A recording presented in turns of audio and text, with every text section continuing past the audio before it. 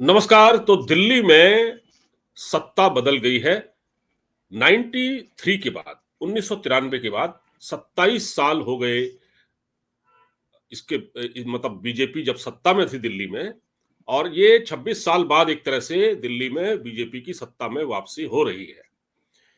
केजरीवाल के अरमानों पर पानी फिर गया। आम आदमी पार्टी सत्ता से बाहर हो गई। और ये कैसे हुआ? अचानक बहुत कुछ हुआ इसके पीछे। और भारतीय जनता पार्टी की प्लानिंग थी।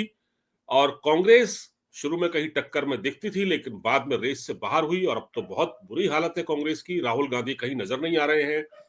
प्रियंका गांधी ने आज सुबह यही कह दिया था कि मैंने तो देखा ही नहीं है टीवी क्या चल रहा है। तो उनका बड़ा मजाक भी उड़ रहा था कि भाई सारी दुनिया, बल्कि दिल्ली में जितने भी लोग हैं वो टीवी के आगे बैठे हुए हैं और प्रियंका गांधी को कोई मतलब ही नहीं है। खैर, जोशी जी हमारे साथ हैं। रमेश जोशी हमारे साथ, वरिष्ठ पत्रकार हमेशा की तरह। जोशी जी, सबसे पहले आपका स्वागत है। धन्यवाद पांडे जी। जोशी जी, आज तो आप काफी व्यस्त रहे टीवी चैनलों में। सुबह से मैं आपको देख रहा था। अ, आपने काफी लोगों की बातें भी सुनी होंगी और अपना भी विश्लेषण दिया। अब आप क्या कहेंगे? जी, बस ये एक अप्रत्याशित नहीं, एक प्रत्याशित है और ये होना था क्योंकि आप कई मुहावरे हैं इसमें कि काठ की हाडी कितनी बार चलती है, या कितनी बार आप लोगों को उल्लू बना सकते हो, कितनी बार आप पलटी मार सकते हो, कितने बार आप यू टर्न ले सकते हो, कितने बार आप लोगों की भावनाओं के साथ खेल सकते हो। अब यहाँ परिप्रेक्ष्य है आम आदमी पार्टी का। उन्होंने इतने बड़े स्टैंडर्ड रखे थे जिस समय शीला जी के शासनकाल में 2012 में जब अंधा आंदोलन शुरू हुआ था। हम शुरू वहीं से करते हैं, केजरीवाल की जब जहां से उत्पत्ति होती है, और कांग्रेस के करप्शन को मिटाने के लिए अन्ना आंदोलन से केजरीवाल की उत्पत्ति हुई। और उस करप्शन को मिटाने के लिए केजरीवाल खुद इतना बड़ा करप्ट हो जाएगा, हम्म। ये इतिहास गवाह है कि जो बड़बोलापन था, जो लोगों की भावनाओं के साथ खेला था, जो दिल्ली को लंदन बनाना था। आप ये समझिए कि केजरीवाल ने कितने पैतरे नहीं खेले। और कोई आदमी अगर किसी पर विश्वास करे तो मैं सोचता हूँ कि उसके पूरा जीवन व्यतीत हो जाएगा, पर वो केजरीवाल जैसे आदमी को समझना, या इस समाज के लिए एक बहुत बड़ा लेसन है। हम कहानियां पढ़ते हैं, हमें लिटरेचर इसीलिए पढ़ाया जाता है, हमें हिस्ट्री इसीलिए पढ़ाई जाती है, और हिस्ट्री और लिटरेचर उसके बाद हमें पॉलिटिक्स पढ़ाई जाती है कि उस समय के जो हमारे राजा थे, पुराने जमाने के महाराजा थे, या प्रशासन में अभी जो प्रशासन तंत्र को जो चला रहे हैं, उन लोगों की सोच और शुचिता कितनी है और उनके कथनी और करनी में कितना अंतर है। तो केजरीवाल की कथनी और करनी का जो अंतर था वह आज इस परिणति में सामने आया है। क्योंकि लोग ना, हम कन्विंस करने की जरूरत नहीं है, लोग परखते हैं। लोगों ने केजरीवाल को पूरी तरह से परखा, आम आदमी पार्टी को। केजरीवाल मीन्स आम आदमी पार्टी, दोनों वैसे वर्षा है। जैसे कांग्रेस मीन्स गांधी फैमिली, सोनिया गांधी, राहुल गांधी, या आपके प्रियंका गांधी।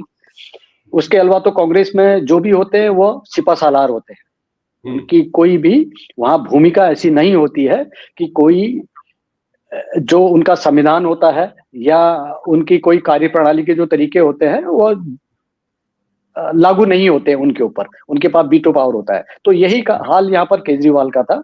तो केजरीवाल ने जनता की उपेक्षा की, पहले उनको अपेक्षाएं जगाई, उनसे उम्मीदें जगाई, और लोगों के जीवन स्तर को ऊंचा उठाने की बात कही थी। शिक्षा में क्रांतिकारी आमूलचूल परिवर्तन की बात कही थी। दिल्ली जैसे शहर में, और दिल्ली एनसीआर भारत की राष्ट्रीय राजधानी है ये, यहाँ पर मोहल्ला क्लिनिक जैसा अगर आप उसको स्टडी करेंगे तो ये एक मजाक है। आप झाड़ फूस की झोपड़ी बना के और चौराहा घेर के कुछ लोगों को खुश करने के लिए कोई त्वरित अगर आपदा आ जाए तो तब तक के लिए वो ठीक है। अदरवाइज आपके पास पचासों प्लानिंग्स हैं, आपके पास बेसिक इंफ्रास्ट्रक्चर दिल्ली में पहले से तैयार था। और दिल्ली में पूरे हिंदुस्तान से लोग आते थे, अलग अलग राज्यों से। कोई भी अगर बड़ा किसी को बीमारी होती थी, कोई प्रॉब्लम होती थी, तो उसका इलाज दिल्ली में ही होते थे। तो दिल्ली में एम्स से बड़ा तो आपका हॉस्पिटल है नहीं, और एम्स के पैरेलली यहाँ पर कम से कम कुछ नहीं तो 6, 7, 8 हॉस्पिटल ऐसे हैं जिनका नाम है, जिनके डॉक्टरों का, मेडिकल में हमारे डॉक्टरों का बहुत नाम है, और वो कर्म ही सेवा है को मानते हैं। अभी आपको अगर याद होगा तो डॉक्टर तितलिया थे, अपने उत्तराखंड से ही वो आते थे, तो आई सर्जन थे, और उनकी विदाई अगर आपको याद हो तो जो समारोह था वो हाँ, यूट्यूब पर और सोशल मीडिया पर छाया हुआ था। क्या था बिल्कुल। उनकी, अगर विचार आप देखेंगे तो कर्म ही धर्म है। उन्होंने कभी भी अपने को डॉक्टर तो माना ही नहीं, और सेवा भाव से उन्होंने काम किया था, तो लोगों की भावनाएं थी। तो हमारे यहाँ पर मेरा इसको कहने का मतलब यह है कि जो हमारी स्वास्थ्य, और केजरीवाल जी ने उस सब को करके छोड़ दिया। आप शिक्षा व्यवस्था, आप दिल्ली की देखिए, यूनिवर्सिटीज में दिल्ली सरकार के अंदर में जो आती हैं, वहां पर सैलरी नहीं मिल रही है, उसके लिए स्ट्रगल करना पड़ रहा है। नए स्कूल कॉलेज नहीं बने आपके, कोई नई रोड नहीं बनी, पॉल्यूशन में आपने कीर्तिमान स्थापित कर दिया। आप दिवाली से पहले 15 दिन पहले से आपके दिल्ली में हमेशा लॉकडाउन लग जाता है। आपका एनजीटी से कभी ग्रेप 1, 2, 3, 4 आपके कोई कंस्ट्रक्शन वर्क नहीं हो सकते हैं, आपके कोई सिविल वर्क नहीं हो सकता है, आपका इंफ्रास्ट्रक्चर पर कोई काम नहीं हो सकता है, जबकि दिल्ली के अंदर कोई भी ऐसी फैक्ट्री नहीं है जो पॉल्यूशन फैलाती हो।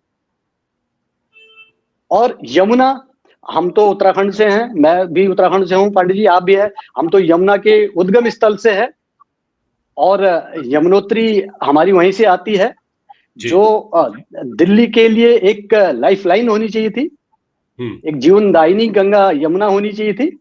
और हमारे पूर्वजों ने, ऋषि मुनियों ने 60,000 साल तक तप करके भी गंगा और यमुना जैसी नदियों को इस धरती पर अवतरण किया, ऐसा माना जाता है, ऐसा कहा जाता है।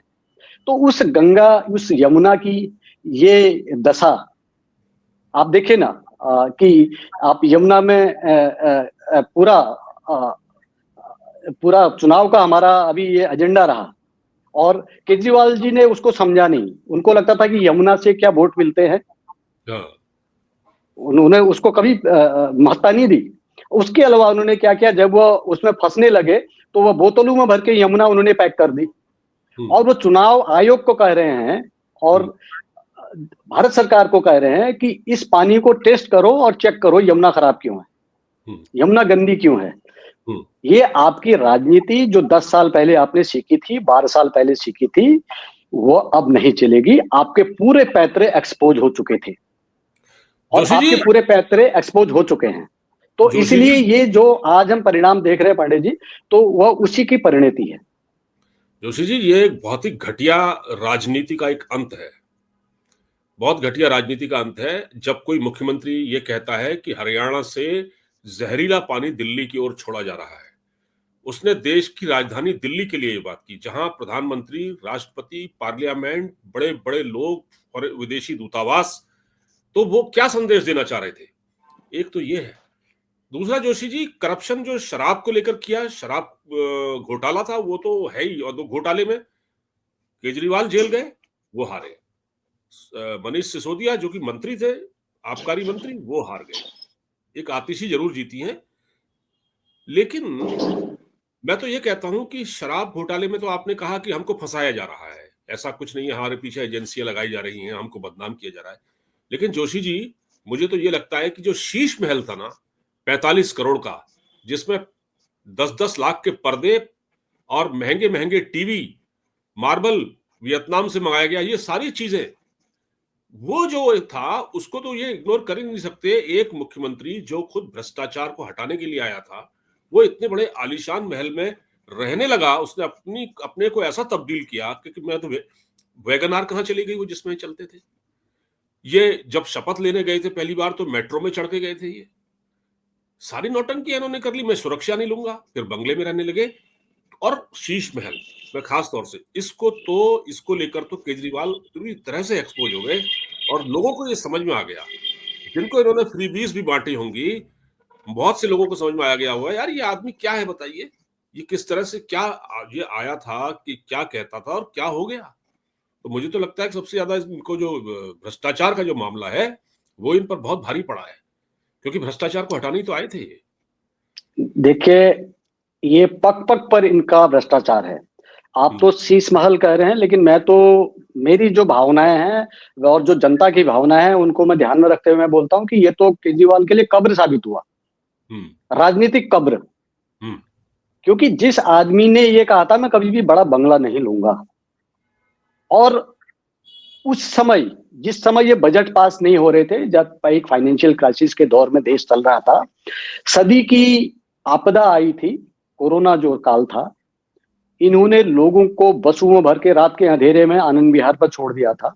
उस समय इन्होंने ये शीश महल का निर्माण कराया, जिसकी संस्तुति न तो एलजी से मिली थी और न सरकार से मिली थी, जहां से भी इनको परमिशन लेनी होती है। और इन्होंने उसमें भी प्रोपोगंडा करके, क्योंकि ये आईआरएस अफसर रहे हैं रेवेन्यू के, तो इनको पता है कि करप्शन कैसे करना है या करप्शन से कैसे बचना है। तो इन्होंने जो अपने इसके किसी भी काम को करने के लिए जो इनकी एक लिमिट थी, सपोज 10 करोड़ रुपया थी या 5 करोड़ रुपया थे, उसके लिए जो इन्होंने नोटिस निकालने थे, उसको इन्होंने 1 रुपया, 10 रुपया, 100 रुपया कम करके वो नोटिस निकलवा के उनके लीगल टेंडर निकाल के उनको पास करा लिया। या इनको जहां जो तक सरकार से जो तक जहां तक की इनकी पावर थी, उस पावर के फ्रेम में लाके इन्होंने उस काम को कंप्लीट करा लिया। और देश एक महाआपदा से जूझ रहा था, और आपने कहा था कि मुझे तो ये लग्जरी चाहिए ही नहीं, और आपने अल्ट्रा लग्जरी, लोगों के लिए सपना हो गया कि केजरीवाल और ऐसा जो आदमी चप्पल पहन के चल रहा है वही चप्पल पहन के चलता है। और जो आप देखिए ना, शर्ट बाहर निकली हुई होती है, ढीली शर्ट, ढीली शर्ट, मतलब कोई मतलब ही नहीं है, एकदम ऐसा फक्कड़ आदमी।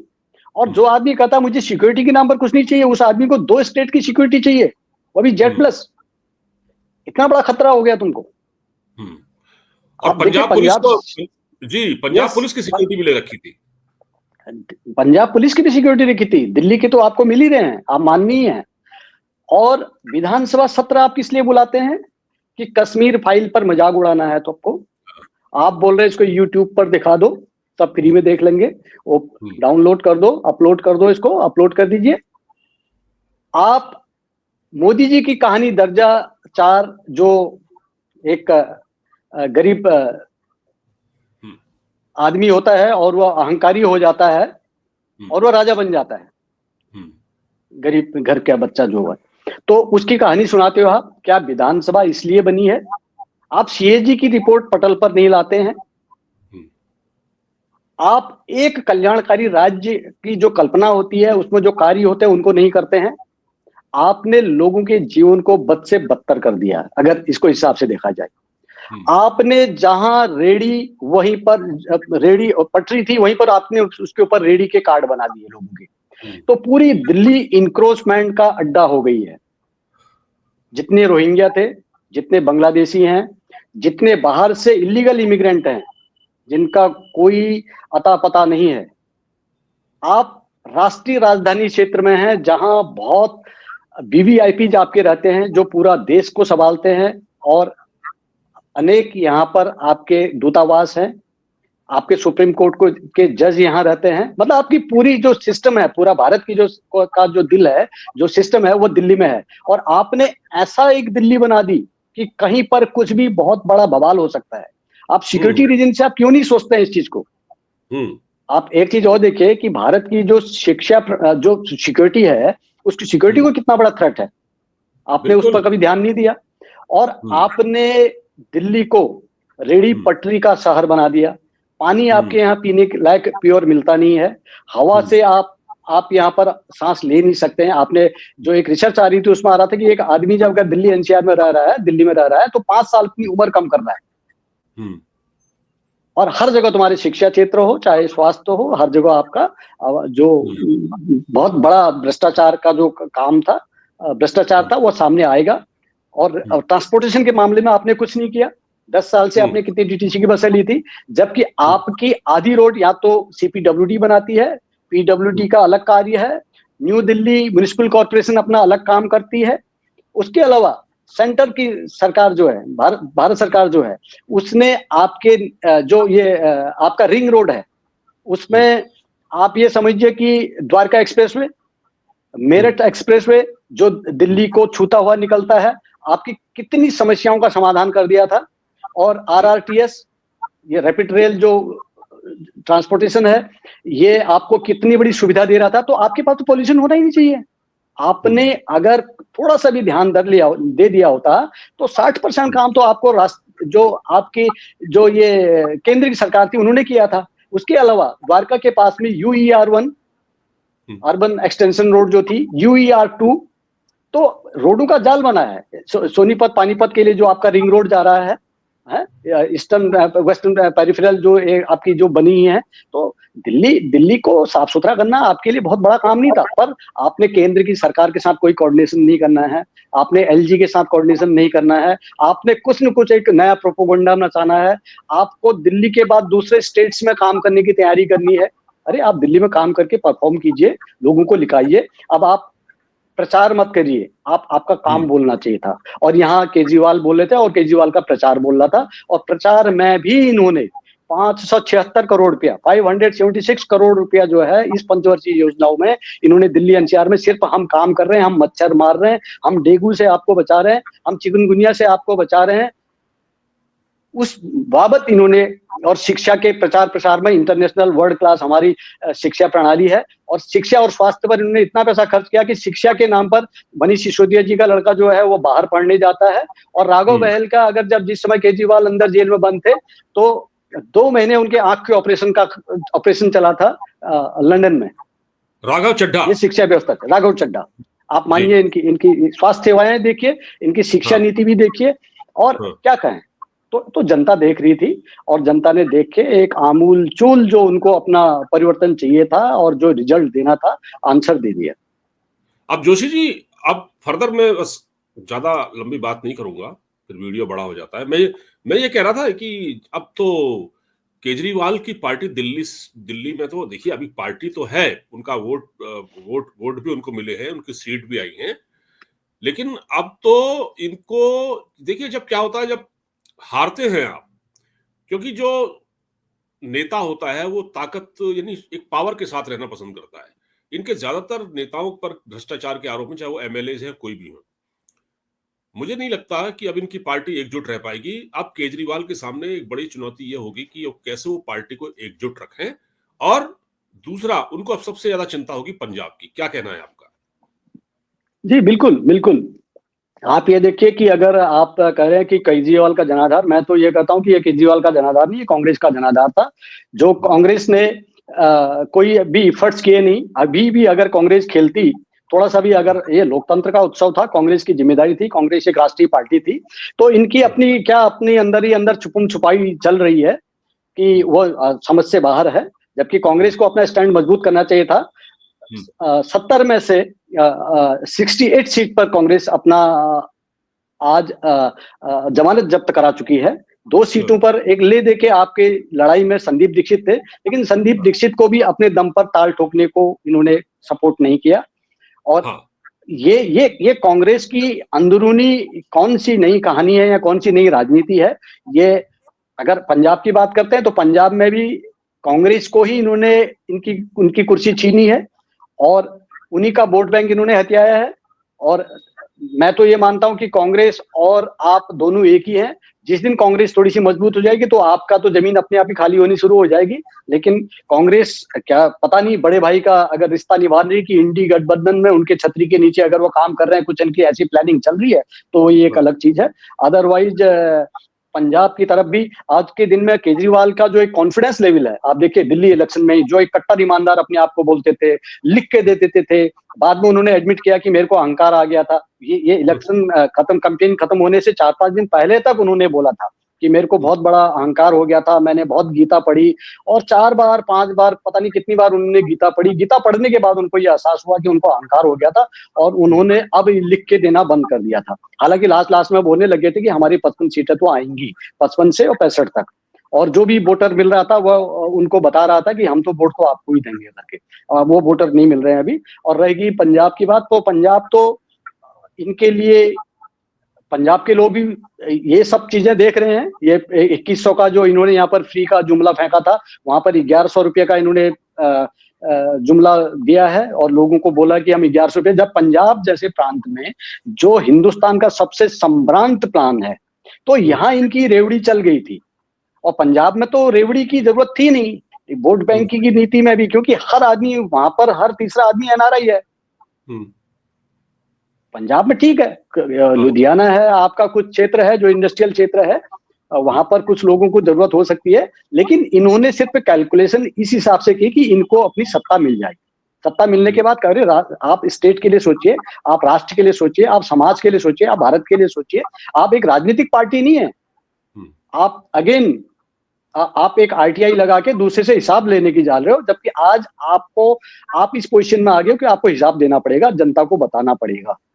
बिल्कुल। अब जोशी जी, एक आखिरी सवाल ये है कि अब जैसे पंजाब की जो आपने बात की, तो वहां तो इनका एक चेला बैठा हुआ है जो कि वो चीफ एडवाइजर बना हुआ है भगवंत मान का। तो इधर तो सर जी की सरकारी चली गई है, तो अब उसके लिए भी प्रॉब्लम होगी, उसके लिए भी प्रॉब्लम होगी।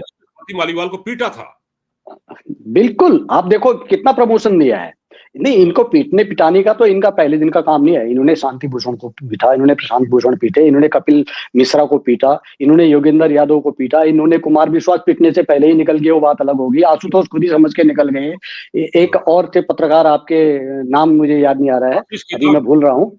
यस, आशीष खेतान जो थे, वो खुद ही पहले, अब कहाँ हैं उनका नहीं है, नहीं तो इनके बहुत बड़े सिपह सालार थे, इनके साथ दिल से काम कर रहे थे, उनको कुछ लगा होगा। बल्कि उन्होंने एक सफुका दिल्ली में छोड़ा था कि दिल्ली में एक ऐसा होना चाहिए कि कोई भी नया आदमी अगर बिजनेस कर रहा है तो उसके लिए एक ऐसा स्पेस होना चाहिए कि वो आए और वहां पर बैठ के अपना काम करके जाए। तो लोगों की जो भावनाओं के साथ खेलना था ना, वो केजरीवाल ने पहले से ही खेला था। इनकी पार्टी में जितने भी लोग थे वो ऐसे सजवो, मतलब ऐसे सजबाग दिखा देते थे लोगों को कि लोगों को लगता था यार जीवन तो ऐसा ही होना चाहिए। और ये आदमी कितनी ऊपर की बातें सोच रहा है। ऑटो वालों को बोल देते थे कि भैया तुम में क्या कमी है, क्या जहाज उड़ाने के लिए ऊपर ही का आदमी आएगा कोई, वो किसी की कैटेगरी बनी हुई है। हमारा ऑटो वाला क्यों नहीं जहाज नहीं उड़ा सकता है, रिक्शा वाला क्यों नहीं चला सकता है, क्यों नहीं उड़ा सकता है, वो डॉक्टर क्यों नहीं बन सकता है। अच्छा, किसके मन में ये भाव नहीं आता यार, हाँ हम भी डॉक्टर बन सकते हैं। भाई बुचड़ बनाना है तुमको, डॉक्टर बनाना है। बिल्कुल। तो आप समझो ना, अब उन भावनाओं के साथ खेलते हुए इन्होंने पंजाब में इन्होंने क्या किया, भगवंत मान, और दूसरा जिस आदमी को सजा होनी चाहिए थी उस आदमी को वहां पर उन्होंने जेड प्लस सिक्योरिटी दे रखी है। और OSD2, मतलब देखिए आप, जो सीएम के एडवाइजर हैं वो पंजाब के। बिल्कुल बिल्कुल, ये सारी चीजें अरविंद केजरीवाल के खिलाफ गई हैं। तो मुझे लगता है कि अब कुछ दिन में सरकार का गठन भी हो जाएगा। आज बीजेपी के ऑफिस में जश्न का माहौल है। शाम को सुना है कि प्रधानमंत्री मोदी भी मिलेंगे लोगों से, उनके साथ भी मीटिंग है। तो ये 26 साल बाद बीजेपी का वनवास खत्म हुआ है। आगे आने वाले समय में देखते हैं दिल्ली में अब कैसा रहेगा। तो दोस्तों, ये वीडियो आपको कैसा लगा, इस पर अपनी राय अवश्य दें। हमारे वीडियो को शेयर करें, चैनल को सब्सक्राइब करें, वीडियो को लाइक जरूर करें। और एक बार फिर मिलेंगे आपसे नए विषय के साथ। तब तक के लिए नमस्कार। जोशी जी, आपने समय निकाला, आभार आपका। नमस्कार, धन्यवाद।